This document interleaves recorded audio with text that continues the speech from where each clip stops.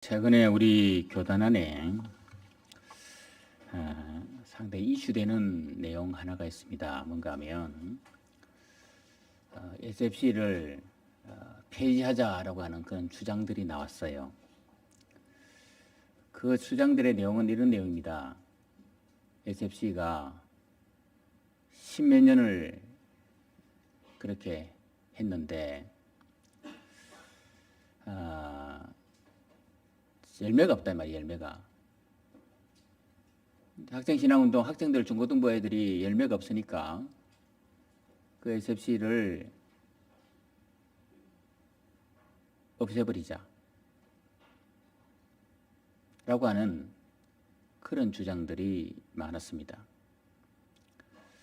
그 주장을 하는 사람들의 내용은 그런 내용입니다. 투자 대비 결과가 너무 없다. 그래서 없애야 된다라고 하는 그런 내용이었습니다. 아마 아직까지 우리 기독교보나 또 우리 교단 안에 엄청난 이슈입니다. 1년 동안 연구해서 다음 총회에 보고하는 걸로 되어 있고 또 SFC 간사들은 지금 아마 비상입니다.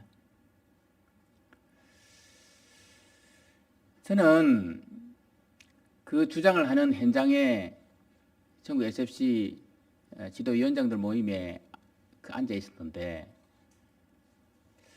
정말 충격적인 그런 이야기였습니다.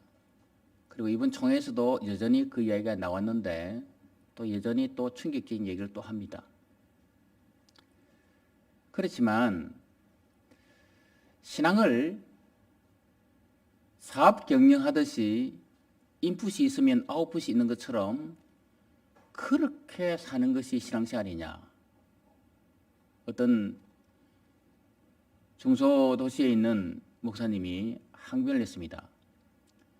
자기는 중고등부 전도사 할 때 교회에서 엄청난 부흥을 체험하고 그래서 담임 목사로 중소도시에 갔는데 가보니까 자기가 맡을 때 교인들이 한 5, 60명이 됐는데 지금 40여 명밖에 안 된다는 거예요. 왜냐하면 어른들이 다 세상 떠나고 젊은 아이들은 없고 그래서 엄청난 충격을 받고 있는데 그 논리대로 하면 열심히 했는데 결과물이 좋지 않으니까 나는 목회를 포기해야 되는 것 같습니다. 라고 하는 그런 낙심된 말이었습니다. 결과물이 적으면 없애야 된다라고 하는 논리에 그렇게 적용을 하고 있었어요. 여러분 그렇다면 그게 성경적일까요? 마태복음 25장에 보면 달란트 비유가 나옵니다. 그 달란트 비유에 보면 어떤 주인이 먼 나라로 여행을 합니다. 떠나면서 종들에게 각기 달란트를 맡기는데 어떤 종에게는 5달란트, 어떤 종에는 2달란트, 어떤 종에는 1달란트 맡깁니다. 오랜 시간이 지난 후에 그 주인이 찾아와가지고 결산을 합니다. 그때 5달란트 받은 사람이 10달란트로 2달란트 받은 사람이 4달란트로 장사해서 이익을 남겼습니다. 그랬더니 그 주인이 2달란트 받은 사람에게 착하고 충성한 종아, 네가 작은 일에 충성하였으니 주인의 즐거움에 참여할지어다 라고 그렇게 인정해 주었습니다.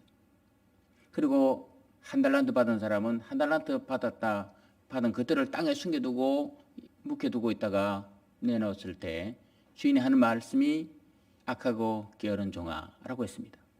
자, 그렇다면 이 달란트 비유가 주인이 장사해서 남긴 사람은 칭찬하고 남기지 않은 사람은 악하고 게으른 종이라고 책망했단 말입니까? 역으로 달란트 비유를 이렇게 생각해 보십시오. 5달란트 받은 사람이 열심히 사업을 했는데 다 잊어버리고 마이너스가 됐다.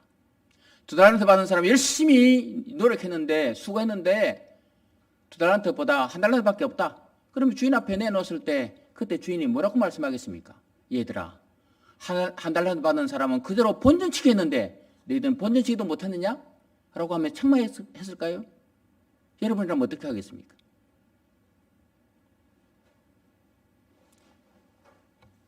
많이 남겼기 때문에 칭찬하고 남기지 않았기 때문에 책망들었다라고 생각하면 착각입니다. 주인은 많이 남기고 적게 남기고에 관심이 없습니다. 주인은 분명히 이렇게 말씀합니다. 5달란트 받은 사람은 많이 남겼는데 그 남긴 걸 뭐라고 했는가 하면 네가 적은 일에 충성했다 성경에 기록하고 있습니다. 그 많이 남겼다라고 자기 딴에는 최선을 다해 남겼지만 주인이 볼 때는 그것이 뭐요? 큰 일이 아니고 아주 적은 일이라는 거죠. 그러니까 그 말은 뭔가 하면 주인은 많이 남기고 적게 남기고 하는 거기에 별 관심이 없습니다. 문제는 뭔가 하면 네가 그걸 가지고 얼마나 성실하게 접근했느냐, 얼마나 네가 최선을 다했느냐. 최선을 다했는데도 불구하고 사업이 망했다면 그것도 인정해 주는 거예요. 최선을 다했음에도 불구하고 그것이 마이너스가 되어도 주님은 여전히 칭찬할 거예요. 문제는 뭔가 하면 한 달란트 받은 사람은 왜 그럼에도 불구하고 책망되는가 하면 최선을 다하지 않았기 때문입니다. 성실하지 않았기 때문입니다. 우리는 분명히 내 삶에 나는 최선을 다하는데 삶의 열매가 없거나 나는 열심히 뭔가 하는데 전도 열매가 없거나 나는 뭔가 열심히 하고 있는데 전혀 남에게 보여지는 그런 게 드러나지 않을 때 스스로 낙심하지 마십시오. 하나님은 많은 걸 원하지 않습니다. 하나님은 우리가 우리 삶의 현장에서 얼마나 내 삶의 내 자리에서 최선을 다하는지, 얼마나 내 자리에서 성실하게 일하는지 그것만 보신다는 거죠. 여러분, 혹시 물질이 없어서 아니면 건강이 없어서 여러분 삶에 열매가 없어서 낙심하고 있다면 다시 한번 여러분 생각이 됩니다. 하나님은 내가 내 선자리에, 내 앉은 자리에서 내가 선 자리에서 얼마나 최선을 다하는가만 보고 있다는 사실을. 여러분 인사합니다. 우리 최선을 다합시다. 성실하게 일합시다. 하나님이 원하시는 게 뭐겠습니까? 네가 얼마나 많이 부자가 되느냐 그거 원하지 않습니다. 우리 하나님 전부 다가 세상 모든 만물이 하나님 것인데 열매가 많고 적은 물론 필요하죠. 그러나 얼마나 네가 한 영혼을 향해서 관심을 가지고 기도했느냐, 네가 최선을 다했음에도 불구하고 열매 없다면 그것에 대해서 하나님은 여전히 우리를 착하고 충성된 종이라고 칭찬할 줄 믿습니다. 열매 없다고 낙심하지 마십시오. 여러분 기도를 멈추지 마시길 바랍니다. 기도를 멈추지 마시길 바랍니다. 영혼을 향한 뜨거운 열정을 가지고 하다 보면 하나님은 하나님 때 하나님 방법으로 우리의 기도를 응답해 주실 줄 믿습니다. 오늘 우리가 읽었던 이 말씀은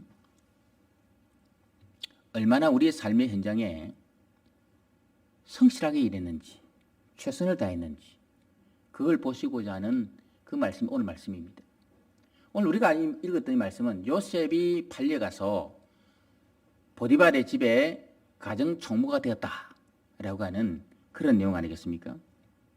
오늘 37장 3절에 보면 요셉은 노년에 얻은 아들이므로 이스라엘이 여러 아들들보다 그를 더 사랑함으로 그를 위하여 채색옷을 지었더니 사실 요셉은 자기가 야곱이 가장 사랑했던 라헬의 첫째 아들입니다.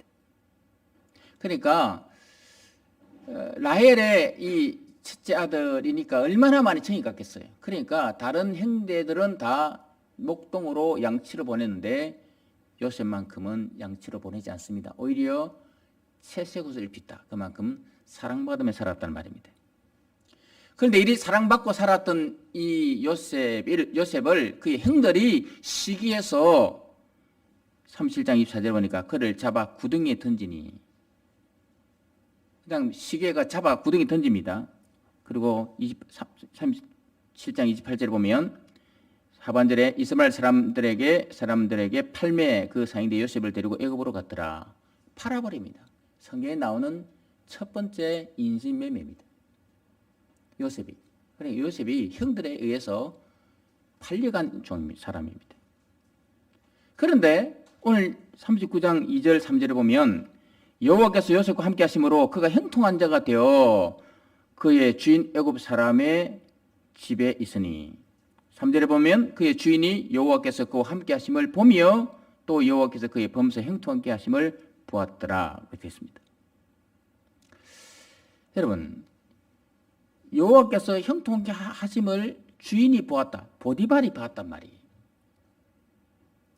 환경을 보면 여러분 사랑받던 사람이 졸지에 노예가 되었습니다.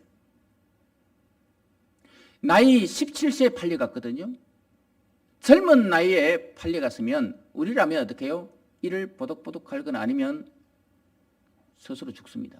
이렇게 살 바에는 미래가 없지 않습니까? 아버지로부터 채색 옷을 입던 사람이 졸지에 종의 옷을 입고 당당하게 아버지로부터 사랑받던 사람이 미움을 받는 대상이 되었다라고 할 때 얼마나 문화적 충격과 마음의 심적 충격이 컸겠습니까? 그런 상황에서도 요셉은 자기 선자리에서 최선을 다하고 성실하게 했더라라고 하는 게 오늘 말씀입니다. 우리는 삶이 좀 어려우면 환경 탓하고 남 탓하고 또 좌절하고 어렵다 해서 자포자기하거나 포기하는 경우가 많은데 요셉은 엄청난 환경에 데미지를 입고 살아도 엄청난 좌절 가운데 있어도 어려움 가운데 있어도 그 자리에서 요셉은 자기 삶의 자리에서 최선과 성실한 삶을 살았더라. 그래서 누가 봤는가? 보디발이 그를 보는 거예요. 야, 하나님의 사람이구나. 하나님이 함께하는 사람이구나. 라고 하는 것을 하나님이 그에게 복을 주구나. 라고 하는 것을 보여줬단 말입니다. 여러분, 삶이 아무리 어려워도 아무리 좌절과 낙심 중에 있다 할지라도 우리 믿는 사람으로서 당당하게 세상 사람들 앞에 하나님의 사람이라고 하는 네 모습 보니까 내가 예수 믿고 싶다라고 하는 그런 아름다운 소문, 아름다운 희망적인 이야기를 들을 만한 그런 인물들이 되기를 주의 이름으로 축원합니다. 예수님 인사합니다. 당신 모습 보니 하나님이 보입니다. 아멘. 야, 네 얼굴 인상이 왜 궁상 맞냐?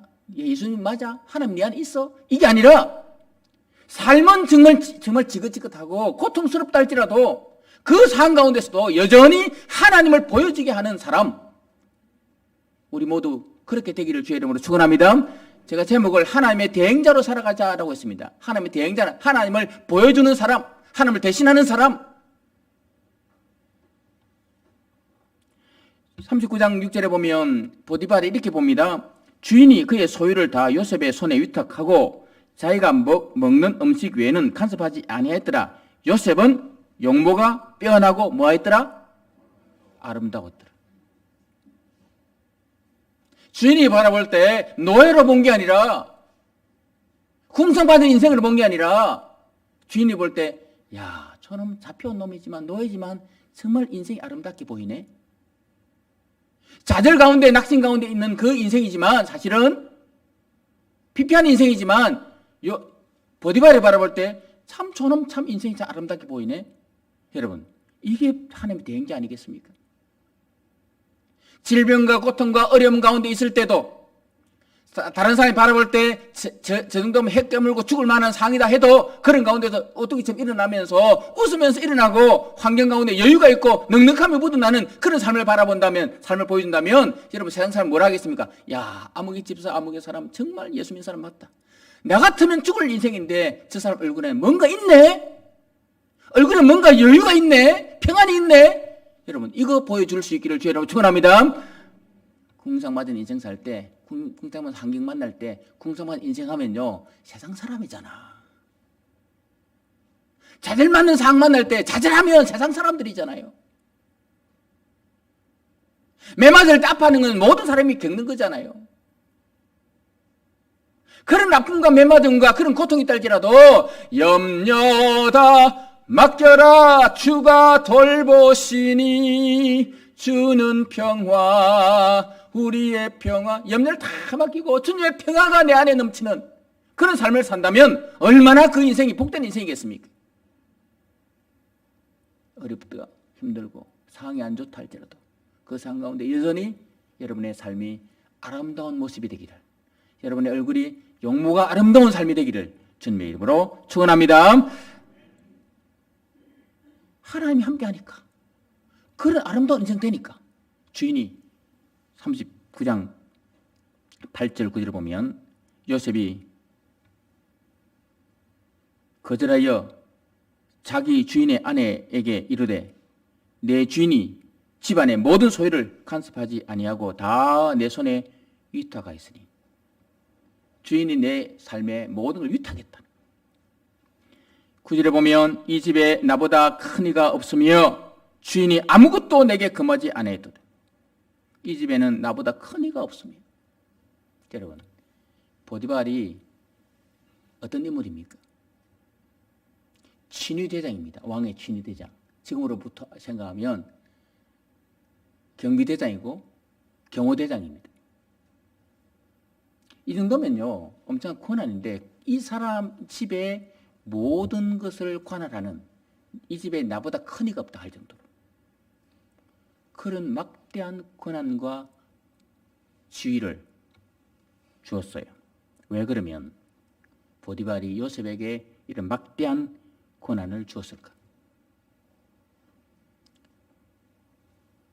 왜 요셉이 형통한 자가 되어서 애굽 사람의 집에 복을 주었을까? 답은 하나님의 대행자로 살아서 그래요. 하나님을 보여주는 삶을 살아서 그래요. 성경은 이것을 2절 3절에 형통한 자가 되어 형통한 자가 되어라고 했습니다. 잡혀간 인생임에도 불구하고 노예가 된 인생임에도 불구하고 하나님은 그 인생을 형통한 자라고 표현하고 있습니다. 하나님을 보여주는 사람으로 보고 있습니다. 자, 그러면 우리도 어떻게 하면 우리의 환경 속에서 하나님을 보여주는 인생 살까요? 좌절과 낙심과 상처와 온갖 쓰라림 속에 있는 인생이라 할지라도 우리의 삶의 자리에서 어떻게 하면 우리가 하나님을 보여주는 하나님의 대행자로 살아갈 수 있을까요? 첫째는 성실하게 사는 겁니다. 성실하다라고 하는 것은 진실하다, 신실하다는 말입니다. 성실하게 산다는 말은 순결하게 살아간다는 말입니다. 처음과 끝이 똑같다는 말입니다. 얼마나 성실했으면 다시 6절에 용모가 아름답다고 표현했을까요? 보디발이 바라볼 때, 야, 저놈 참 장깨가 없네. 정말 아름다운 인생이네 했습니다. 성도는 남이 볼 때 일하고 안 볼 때 여러분 눈치 쉬는 게 아닙니다. 성도는 항상 하나님 앞에서, 따라붙어 하나님 앞에서, 이게 우리 교단 정신에 코람되어지 않습니까? 하나님 앞에서 정신입니다. 시편 37편 3절에 보니까 여호와를 의뢰하고 선을 행하라. 땅에 머무는 동안에 그의 성실을 먹을 거리로 삼을지어다. 땅에 있는 동안에 성실이 하나님 앞에서라고 하는 의식이 너의 먹을 거리가 되어라 이 말이에요. 골로새서 3장 22절에 보면 종들아 모든 일에 육신의 상전들에게 순종하되 사람을 기쁘게 하는 자와 같이 눈가림만 하지 말고 오직 주를 두려워하여 성실한 마음으로 하라. 눈가림만 하지 마라. 23절에 보니 무슨 일을 하든지 마음을 다하여 주께 하듯 하고 사람에게 하듯 하지 말라. 마음을 내 주께 하라 했습니다. 눈 가리면 하지 말라는 거예요. 이게 성실하게 하라는 말이죠. 어떤 며느리가 시어머니가 모시고 살면서 여러분 시부간에 고부간의 갈등이 얼마나 많겠습니까? 시어머니가 모시고 살면서 시어머니 따라가려고 애를 써서 참 많은 일을 배워서 음식도 배우고 설거지도 배우고 빨래도 배우고 다 했는데 시어머니를 다 따라잡았어요. 다 따라잡았어요. 시어머니에게 인정받았어요. 그런데 유독 하나는 못 따라잡는 거예요. 왜냐하면 시어머니가 빨래하면 똑같이 빨래했는데 시어머니가 빨래하면 옷이 반질반질하고 빛나는데 자기가 한 것은 반질반질하지 않고 빛나지 않고 깨끗하지 않거든. 늘 참 내가 다 따라잡았는데 시어머니 다 따라잡았는데 이것만 안 되네 라고 했습니다. 그래서 시어머니가 드디어 이제 세상을 떠날 때가 됐어요. 목숨이 왔다 갔다 할 동안에 이 며느리가 한번 했던데 어머니 빨래라고 했습니다. 지금 생명이 왔다 갔다 하는 그 순간에 빨래라고 했습니다. 그때 시어머니 마지막 남긴 말이 뭘까요? 뭘까요? 꼭 짝으라라고 했습니다. 마지막 유언입니다. 그게 꼭 짝으라. 생명이 위태로운 순간에 숨을 헐떡거리는 순간에 시어머니 빨래라고 하니까 그 힘든 말로 꼭 짝으라. 뭐예요? 니하고 내하고 차이는 마지막 마무리가 중요하다는 마지막 마무리. 네가 다 따라했지만 네 마무리는 등한시 했지 않느냐. 꼭 짝으라. 평소에 하고 싶은 이야기 아니겠습니까? 성경은 우리에게 말씀합니다. 예시록 2장 10절에 보니까 너는 장차 받을 고난을 두려워하지 말라. 볼지어다 마귀가 장차 너희 가운데 몇 사람을 옥에 던져 시험을 받게 하리니 너희가 10일 동안 환난을 받으리라. 내가 같이 읽습니다. 시작. 죽도록 충성. 그리하면 내가 끝까지 충성하라. 중간에 눈속이만 하지 말고 중간에 포기하지 말고 마무리를 잘해라. 이게 성실이란 말이지. 충성이라는 단어는 시종예의란 거예요. 처음과 끝이 동일한 거예요. 시어머니가 꼭 짝으라 뭐예요? 니하고 내 차이는 나는 마무리 잘하는 인생이다니까. 여러분, 뭘 통해서 우리가 하나님 앞에 다른 사람들 앞에 하나님의 대행자로 쓰임 받겠습니까? 지금까지 신앙생활 여러분 수십 년 해왔는 것 마지막에 가서 잊어버리지 말고 끝까지 마무리, 끝까지 꼭 짜는 인생 되기를 주님 축원합니다. 그게 성실한 거예요. 참 마음 안타까운 건 뭔가 하면 열심히 봉사 다 하고 난 다음에 마지막에 제가 예를 들었죠. 하만의 어느 장로님에게 하도 봉사 잘했는데 마지막에 자꾸 어지럽혀서 목사님이 장로님 예수님 믿죠? 라고 하니까 한 말이 예수가 누구라고 했다. 그거 아니죠. 물론 저는 이렇게 봅니다. 예수가 누구 치매에 걸려서 그렇겠다 생각하겠지만 여러분 얼마나 비참한 일입니까? 평생을 수고했는데 예수가 누구? 아니죠. 마지막까지 꼭 짜는 마지막에 끝까지 충성하는 끝까지 성실로 식물을 먹는 그래서 하나님을 보여주는 대행자로 살아가는 여러분 되기를 주님의 이름으로 축원합니다. 어떻게 하면 우리가 두 번째로 우리가 하나님의 대행자로 그렇게 쓰임받을까? 요셉은 어떻게 하면 그의 인생이 애굽 보디발의 집에 총무로 그렇게 쓰임받게 됐을까? 둘째는 정직하게 사는 것이었습니다.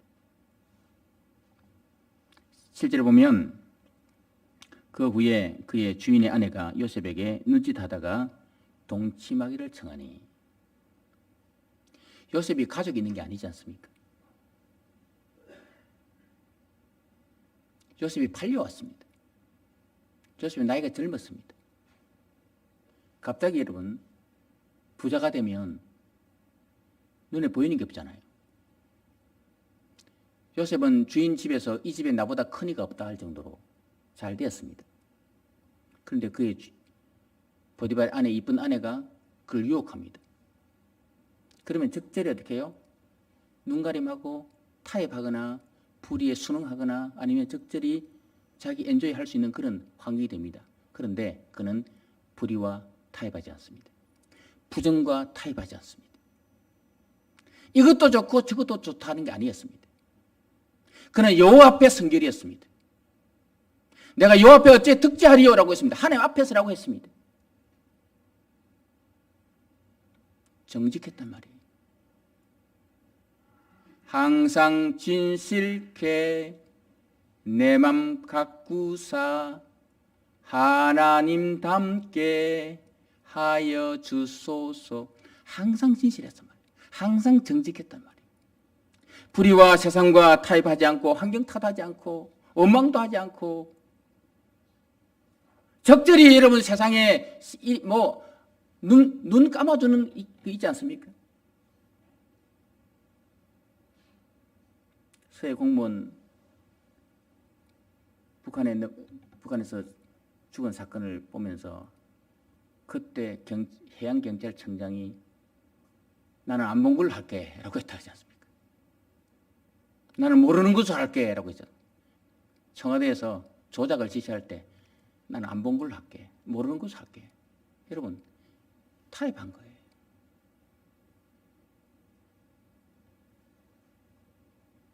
우리는 적절히 세상과 짝하면서 불의와 부정과 짝하면서 그렇게 타협할 수 있습니다.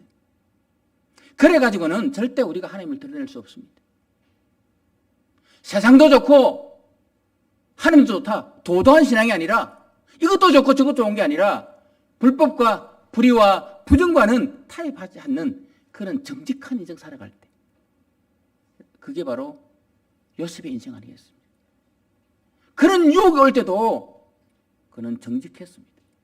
하나님 앞에서는 의식하셨습니다. 여러분, 세상과 타협하지 않는 지혜로운 인생 살기를, 그래서 하나님을 보여주는 대행자로 살아갈 수 있기를 주님의 이름으로 축복합니다. 요셉이 신실했습니다. 요셉이 성실했습니다. 정직했습니다. 그것만 가지고 여러분 보디발이 그를 총무로 삼았겠습니까?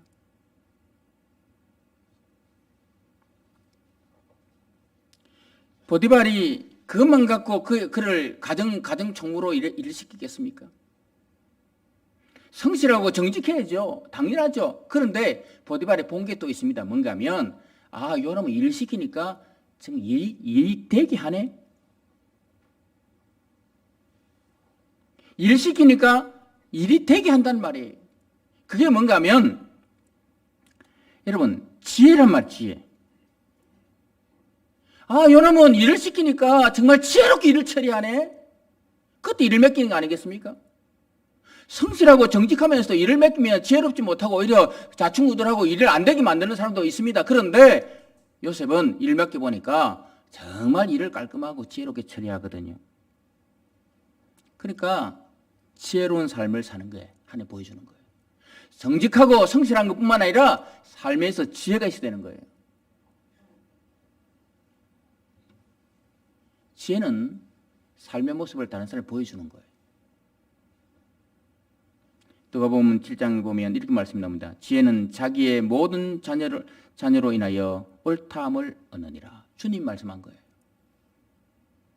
지혜로운 사람은 모든 사람들에게, 자녀들에게 옳다함을, 정말 옳은 일이었다라고 그렇게 인정받는다는 거예요. 지혜는 삶의 모습에 드러납니다. 지혜는 여유와 넉넉함과 풍성함과 형통으로 드러납니다. 그래서 오늘 본문에 뭐라 했습니까? 39장 2절 3절에 보니까 요셉이 여호와께서 요셉과 함께 하심으로 그가 형통한 자가 되었다. 3절에도 범사에 형통케 하심을 보았더라. 이게 지혜롭게 일을 처리함으로 형통함을 보여줬단 말이에요. 여러분, 성경에 보면 요셉이 얼마나 지혜로운지에 대해서 창세기 41장에 보면 요셉에게 이르되 바로가 꿈을 꿨습니다. 바로 꿈을 꿨는데 꿈을 해석이 못해요. 많은 이 점술가들 불러놓고 지혜를 불러놓고 박사를 불러놓고 해석을 시키는데 안 돼요. 근데 요셉이 꿈을 꾸고 꿈꾼 해석을 합니다. 그때 그 말씀입니다. 요셉에게 이르되 하나님이 이 모든 것을 내게 보이셨으니 너와 같이 지혜롭고 명철하고 지혜 있는 자가 없도다. 이게 뭔 말인가 하면 요셉이 꿈을 딱 해석하면서 왕이여, 앞으로 7년 풍년이 있을 겁니다. 7년 또 흉년이 올 겁니다. 그래서 7년 풍년 때에 곡식을 잘 저장해 두었다가 7년 흉년을 대비하는 것이 마땅한 줄 아려옵니다. 라고 그렇게 고백한 거예요.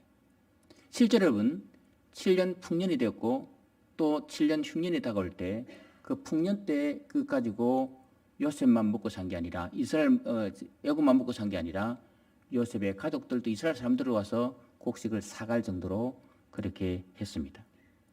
요셉이 지혜로웠단 말이에요. 그 지혜는 어디서부터 왔을까요? 잠언서 1장 7절에 보니까 여호와를 경외하는 것이 지식의 근본이거늘 여호와를 경외함으로 지식을 얻고, 잠언서 9장 10절에 보니까 여호와를 경외하는 것이 지혜의 근본이거늘 지혜는 결국은 하나님을 잘 섬길 때 온다는 거예요. 하나님을 잘 섬길 때 여호와를 경외하는 게 지식의 근본이고 지혜의 근본이 되니까 하나님을 잘 섬길 때 여러분 우리에게 지혜가 있단 말이죠. 살아가면서 나는 정직한데, 나는 성실한데, 일 마무리가 잘 안 되거든요. 여러분 지혜를 구하기를. 야고보서 1장 5절에 보니까 너희 중에 누구든지 지혜가 부족하거든 모든 사람에게 후히 주시고 꾸짖지 아니하시는 하나님께 구하라. 그리하면 주시리라. 지혜가 부족하냐? 하나님께 한번 기도해봐라. 여러분 살아가면서 참 해결 못할 문제들이 우리가 많이 만나지 않습니까? 우리 힘과 우리 지혜로 안 될 일을 만날 때가 많지 않습니까? 실패할 때가 많지 않습니까? 내 마음이 낙심되고 근심이 눌릴 때가 얼마나 많습니까? 그렇지만 여러분 믿음의 사람들은 그런 낙심되고 근심되는 순간이 있다 할지라도 우리에게는 낙심하고 좌절하면 안 됩니다. 근심하면 안 됩니다. 왜냐하면 우리에게는 하나님이 계시기 때문에. 내가 너와 함께 하리라. 내가 너를 도우리라. 그 하나님이 우리와 함께 하시고 내가 너 편이 되어줄게 라고 말씀하고 있지 않습니까? 하나님이 전능한 하나님이 나의 편이 되어주고 나를 도와준다면 여러분 얼마든지 우리는 이 세상을 이길 수 있습니다. 내게 능력이 없습니다. 내게 힘이 없습니다. 그렇지만 내게 능력 주신 자 안에서 뭐든 할 수 있는 하나님께 지혜를 구하십시오. 그러면 하나님께서는 우리의 삶의 모든 한계를 뛰어넘는 그런 축복으로 우리를 인도해 주실 줄 믿습니다. 요셉이 종으로 팔렸어요. 17세에 팔렸어요. 노예가 되었어요. 낙심하지 않았습니다. 그런 상황 가운데 그는 형통한 자가 되었습니다. 용모가 아름다운 자가 되었습니다. 누가 봤습니까? 보디발이 봤습니다. 그래서 뭐 했습니까? 총리로 만들었습니다. 총무로 만들었습니다. 왜 그랬을까요? 그가 하나님 앞에 성실했고 그가 정직했고 그가 여호와를 경외함으로 지혜로운 인생 살았기 때문에 그렇습니다. 그 지혜로운 삶을 통해서 보여준 게 뭔가 하면 39장 5절에 같이 읽겠습니다. 같이 시작. 그가 요셉에게 자기의 집과 그의 모든 소유물을 주관하게 한 때부터 여호와께서 요셉을 위하여 그 애굽 사람의 집에 복을 내리심으로 여호와의 복이 그의 집과 요셉 때문에 애굽 사람의 집이 복을 받았단 말이에요. 우리가 정말 하나님의 대행자로 살아서 나 때문에 내 주변의 사람, 내 가족이, 내 직장의 동료들이 복을 받는 그런 놀라운 축복이 있기를 주님의 이름으로 축원합니다.